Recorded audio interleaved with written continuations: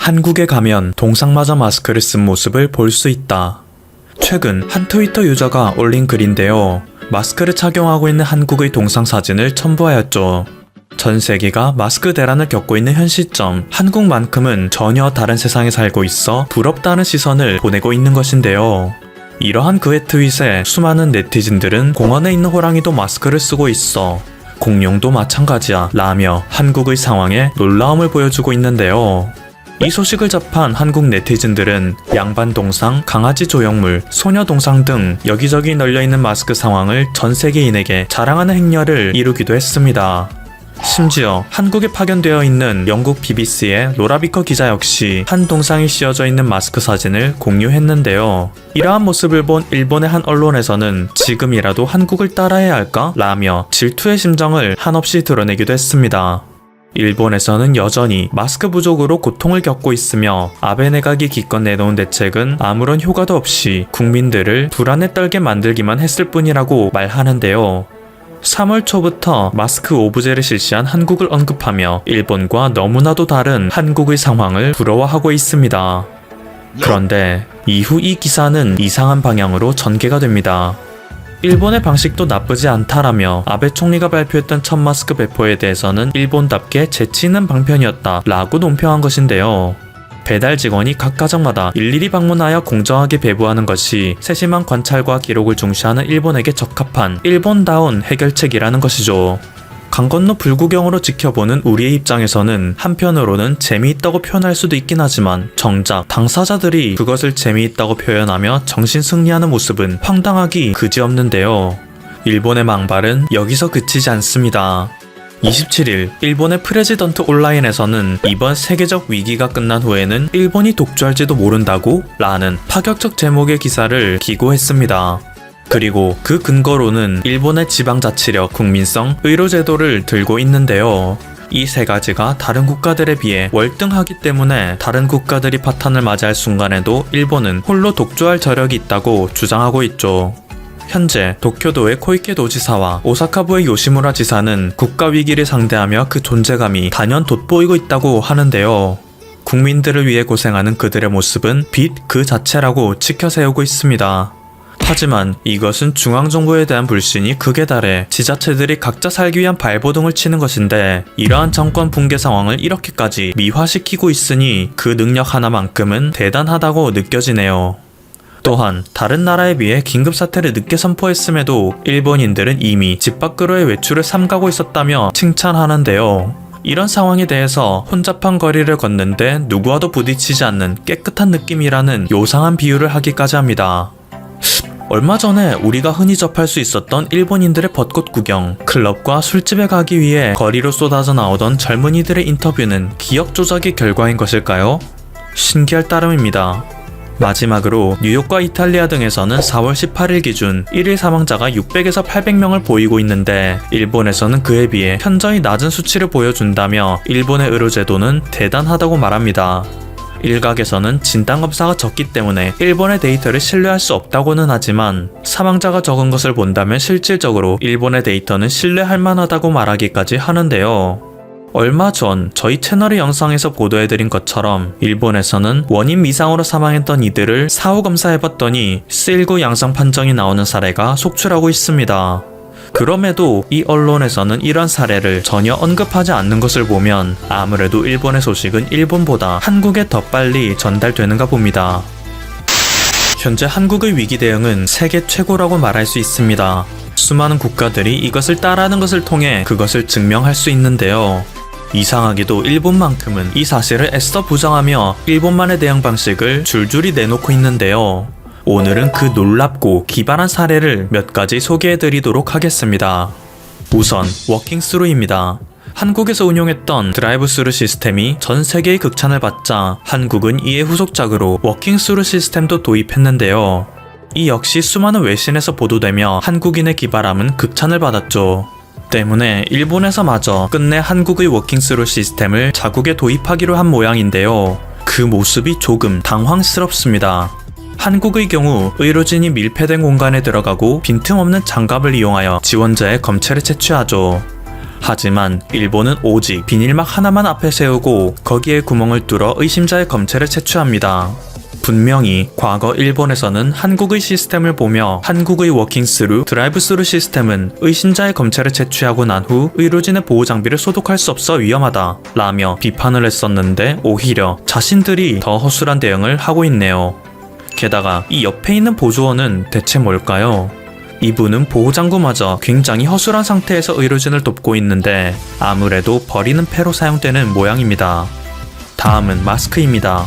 일본에서는 마스크 대란이 발생하는 것도 문제이지만 상시 착용해야 하는 물품임에도 불구하고 기존의 마스크는 착용 시 숨 쉬는 것이 힘들다는 불평이 많았는데요. 이에 한 회사에서는 구멍이 뚫린 마스크를 출시했습니다. 심지어 이곳에서는 은나노가 뿜어져 나오기 때문에 항균 작용까지 된다고 홍보하고 있는데요. 은나노 입자로 C19 입자를 사멸시키는 놀라운 기술을 개발했나 봅니다. 정말 대단하네요. 그리고 얼마 전 저희 채널에서는 일본의 한 방송에서 자가격리자에 대한 묘책으로 지그재그 취침을 제시했다는 사실을 알려드린 바가 있습니다. 하지만 역시 일본의 네티즌들도 마냥 바보는 아니었는지 아무리 지그재그로 잠을 잔다고 하더라도 같은 방에 있으면 어떤 방법도 무의미하다는 비판을 했는데요. 이를 방지하는 혁신적인 아이템이 발명되어 일본의 모든 언론에서 이것에 집중하고 있습니다. 가로 100cm, 세로 210cm, 높이 105cm의 플라스틱 격리 상자가 바로 그것이죠. 한 개당 생산 비용은 무려 40만원이라고 하는데요. 이를 접한 네티즌들은 임종 체험인가? 다른 건 몰라도 관짝에 들어가 있는 기분은 미리 알 수 있겠네 라며 이런 것을 특종이라고 보도하는 일본의 언론들은 하나같이 멍청하기 짝이 없다며 황당하다는 반응을 보이고 있습니다. 일본의 혁신적인 사회적 거리두기 아이디어는 이것으로 끝나지 않습니다. 한국에서는 택배를 수령할 때 무인 택배함의 보관을 요청하거나 그냥 문 앞에 두고 가달라고 부탁하는 것이 일반적인데요. 저희 채널에서도 일전에 소개해드렸듯이 일본에서는 그 특유의 문화로 인해 배달인과 수령인이 직접 대면하여 물품의 수령을 확인하는 것이 거의 필수입니다. 그리고 이러한 관습은 이번 세계적 위기를 맞이하며 치명적이라는 비판을 많이 받았었는데요. 드디어 이것을 해결하기 위한 묘수가 등장했습니다. 이것은 일본의 오키파라는 회사에서 발명한 제품인데요. 우선 자물쇠의 비밀번호를 세팅한 후 내장된 와이어를 이용하여 자물쇠를 문고리에 겁니다. 그리고 이 자물쇠에 접이식 포대 가방을 결속시키면 모든 설치가 완료된 것이라고 하는데요. 이후 택배기사가 집에 도착하면 미리 전달받은 자물쇠의 비밀번호를 이용하여 이것을 열고 포대 가방에 택배를 넣은 후 자물쇠를 다시 잠급니다. 그러고 나서 집주인에게 발송 완료 메시지를 보내면 집주인은 이 회사의 어플을 통해 배달이 완료됐음을 알 수 있는데요. 그냥 집 앞에 놔두면 되는 것을 왜 이렇게 복잡하게 일처리를 하는지 이해하기 어렵습니다. 심지어 이 별거 단위 패키지의 가격은 3,980엔 한화로 45,000원씩이나 하는데요. 세계에서 가장 뛰어난 국민성을 가진 일본인들이라면서 택배를 집 앞에 놔두는 것만큼은 안 되는 특별한 이유라도 있는 것일까요? 한국인으로서는 이해할 수 없는 일본의 특성으로 인해 벌어지고 있는 열도의 코미디는 이것뿐만이 아닙니다. 한국은 세계에서 가장 디지털화된 국가 중 하나로 선제적이고 공격적인 검사, 사회적 거리두기 이외에도 동선 추적 시스템은 수많은 국가들에게 선진적인 디지털 시스템이라며 극찬을 받았었는데요. 한국과는 다르게 지나칠 정도로 아날로그 감성을 고집하는 일본에서는 동선 추적 시스템과 아날로그 감성이 만나 끔찍한 혼종을 낳고 말았습니다. 다음은 일본 도쿠시마 현의 직원들이 도로의 나들목에서 쌍안경을 이용하여 도로의 차량을 감시하고 있는 장면인데요. 타 지역에서 유입되는 차량들을 감시, 기록하는 모습이라고 합니다. 도대체 일본이 그렇게도 자랑스럽게 여기는 카메라 기술은 어디에 두고 이런 구시대적인 모습을 보여주는 것인지 이해할 수 없습니다. 아마 제가 일본의 전통 감성을 이해하지 못하는 것일 뿐일 테죠. 그리고 이러한 일본의 아날로그 감성은 특유의 꼰대 문화와 콜라보를 이루어 또다시 끔찍한 혼종을 낳아버리기도 했는데요. 한국도 마찬가지이지만 일본에서는 각종 업무에 도장을 주로 활용합니다. 심지어 일본은 도장에 더 큰 의미를 부여하여 말단 사원에서 사장까지 결제가 필요한 서류에서는 부하 직원들의 도장이 사장의 도장을 향해 고개 숙여 인사를 하는 듯한 모습을 취해야 하는 것이 관습인데요. 그만큼 일본에서는 도장을 사람의 인격과 동일시하는 경향이 있습니다. 하지만 이번 세계적 위기가 점점 심각해지자 수많은 국가들에서는 직접 대면 업무를 최소화시키고 웬만한 작업은 집에서 온라인으로 처리하는 움직임을 보이고 있죠. 그리고 이러한 움직임의 필요성에 대한 목소리는 일본에서 역시 조금씩 커지고 있었는데요. 앞서 설명드렸듯이 도장을 찍는 행위만큼은 일본의 모든 업무에 있어 가장 중요한 절차라고 볼 수 있기에 도장 작업은 재택근무로의 전환을 막는 큰 장애물이 되었습니다. 그런데 이것은 일본의 히타치에서 개발한 혁신적 기계로 인해 해결이 될 수 있을 것으로 보이는데요. 무려 자동 도장 날인 로봇이라고 하죠.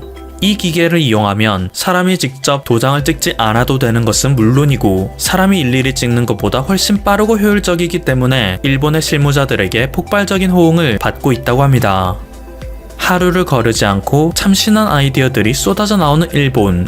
아이디어 뱅크 그 자체라는 생각이 들며 가슴속 깊은 곳에서 터져나오는 감탄을 숨기는 것도 참 힘든데요. 일본에서는 이러한 아날로그에 대한 집착으로 인해 민주주의의 틀이라고 할 수 있는 선거에서조차 너무나도 재미있는 일이 벌어지기도 합니다. 일본은 한국과 다르게 자신이 지지하는 정당과 후보에 표시를 하는 것만으로는 투표를 할 수 없습니다. 정당의 이름과 후보의 이름을 정자로 써내야 비로소 유효표로 인정을 받을 수 있는데요. 이 때문에 한자를 제대로 모르거나 악필인 국민들의 표는 모두 무효화가 되는 경우가 허다하죠.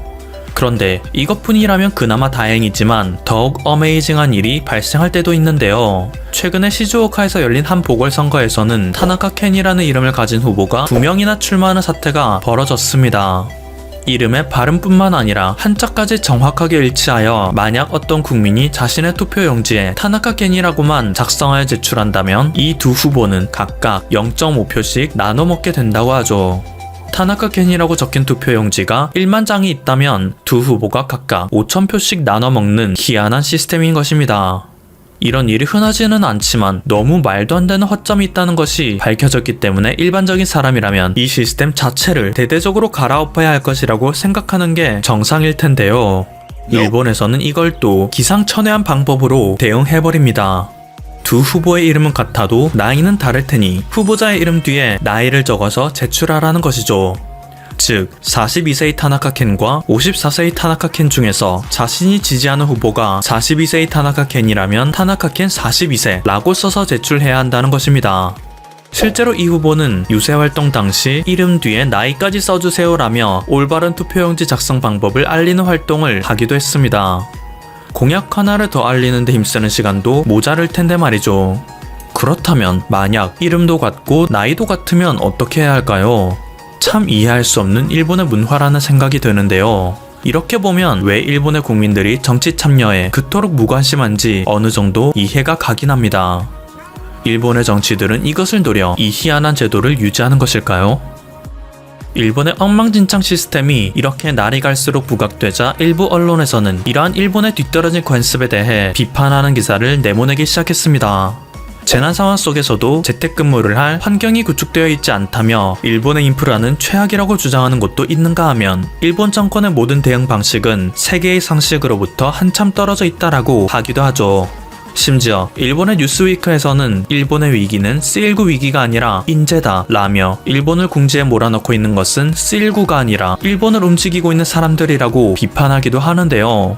이렇게 일부 언론에서는 일본의 현실을 성찰하는 모습을 보이긴 하지만 영상의 앞에서 계속 소개해드렸던 것처럼 막상 일본에서 나오는 모든 행정 절차와 발명품들은 일본 특유의 관습에서 벗어나지 못하는 것들 뿐이라 이번 위기를 겪더라도 일본이 종전의 모습에서 탈바꿈하는 것은 거의 불가능하다는 자조의 목소리가 짙어지고 있습니다. 지금까지 퍼플튜브였습니다. 여러분의 구독과 좋아요 그리고 알림 설정은 콘텐츠 제작에 큰 힘이 됩니다. 동해에 인접한 일본과 러시아 연안에서 발생하던 정체불명의 유령선과 동해에서 물고기들이 사라져버렸던 미스터리의 근본 원인이 중국으로 밝혀져 충격을 주고 있습니다. 그런데 도대체 어떻게 중국의 앞바다인 서해도 아니고 동해에서 이런 일이 벌어지는 걸까요? 유령선, 주인이 없는 채로 정체 없이 바다를 떠돌아다니는 공포스러운 배에 관한 가장 유명한 이야기는 플라잉 더치맨입니다. 이 사람들은 아니고요.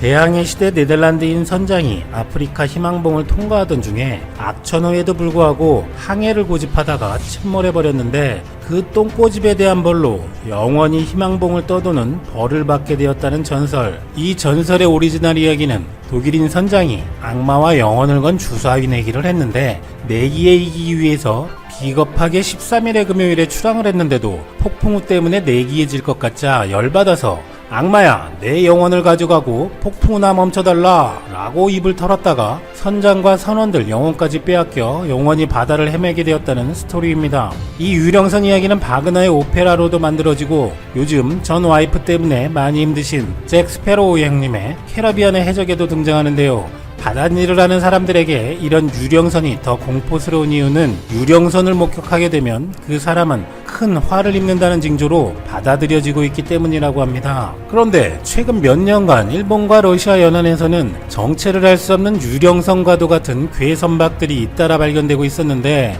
이 배는 대부분 작은 규모의 목선이고 배 안에는 아무도 없거나 남녀 구별도 할 수 없을 정도로 백골화가 진행된 시신들이 발견되는 경우도 있고 당연히 연료는 모두 소진된 상태였다고 합니다. 일본의 해양경찰은 이 배들이 어디에서 왔는지 발견된 시신의 사인에 대해 단서를 찾지 못했고 어부들과 바닷가 주민들은 바다에서 이런 배를 마주치거나 해안에서 발견될 때마다 공포에 떨었다고 합니다.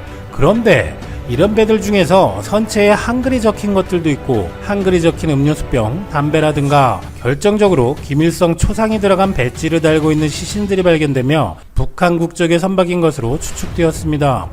그렇다면 대부분 매우 낡은 소형 목선들이 도대체 왜 어떻게 수백 킬로나 떨어진 일본과 러시아까지 오게 된 것인지 무수한 추측이 난무했습니다. 이 북한 유령선 이야기는 해외에서도 큰 화제가 되어 유명 토크쇼에서도 미스터리 유령선 탑5에서 1위로 다룰 정도로 화제가 되기도 했는데 일본 방송들에서는 이 정체를 여러 가지로 분석하기 시작했습니다. 발견된 선박들은 북한 주민들이 북한을 탈출할 때 사용하는 선박과 비슷하다며 북한 당국이 중국과의 접경 지역에서 단속을 강화하면서 북한에서 탈출을 시도하는 주민들이 더 위험한 동해를 선택하는 것이 아니냐. 또 다른 추측으로는 북한에서 어떤 이유로 시신들을 먼 바다로 넣어서 보내버렸다는 이유, 그리고 배 보위부라는 명칭이 표기된 것을 보면 시신들은 북한 보위부 군인들이고 북한 내부의 싸움 끝에 탈출한 것이다. 아니다. 바다의 주호권은 보위부가 가지고 있는데 식량난에 주호권이 없는 민간인들이 보위부에 선을 넣어서 보위부 표시를 하고 고기를 잡으러 나왔다가 이렇게 된 것이다 라는 주장들도 나왔습니다. 2007년엔 목선을 타고 바다를 떠돌던 북한 선원들이 발견돼 북한으로 송환되기도 한 것을 제외하면 북한에서는 자국민들이 대량으로 발견되는데 어떤 입장도 내놓지 않아서 심층 조사는 쉽지 않았고 그 사이 북한 유령선은 2012년부터 수십 건씩 발생되다가 2017년 99건으로 늘더니 2018년에는 225건으로 폭증했습니다. 북한 유령선의 정체. 이제 일본 언론들은 북한 어선들이 대부분 길이 10m 정도의 작고 낡은 목선인데다 연료가 부족하거나 기관 고장으로 표류하거나 파도에 밀려 좌초된 것이라고 분석했습니다. 이 북한 유령선들은 대부분 먼 바다에서 고기잡이를 하거나 3m 이상의 파도에 견딜 수 없는 수준인데 청진이나 함흥, 원산 등에서 출항한 이 작은 목선들로 무려 400-500km나 떨어진 대하태워장으로 나가고 거기서 사고가 나서 바람과 해류에 떠밀려 일본이나 러시아 해안까지 밀려온다는 것입니다. 일본 지방자치단체들은 북한 어선에서 발견된 시신들을 화장 처리해 사찰의 무용고묘에 안치하고 있는데 신원 확인이 불가능한 무용고자 처리의 전례라고 합니다. 불쌍한 사람들인데 그래도 사찰에 안치해주는 것은 다행이기는 합니다만 역시나 일본 정치권에서는 민감한 반응을 보입니다. 한 자민당 의원은 북한이 무기화한 천연두 바이러스를 갖고 있다며 생존한 북한 어민이 천연두 바이러스를 일본에 들여올 가능성도 있다고 하는가 하면 북한 공작원이 어선을 가장해 일본에 불법 상륙할 가능성이 있다고도 하고 스가 관방장관은 생존자들을 철저하게 조사해 진짜 북한 어민인지 여부를 확인하겠다고도 밝혔습니다. 뭐 저런 배를 타고 돌아갈 수도 없는데 목숨 걸고 공작을 하러 올까요? 그렇다면 왜 저런 작고 성능도 형편없는 1940년대에나 볼 수 있을 만한 북한 목선들은 목숨을 걸고 저렇게 먼 바다까지 나가서 고기를 잡는 것일까요? 그 원인은 또 중국이었습니다.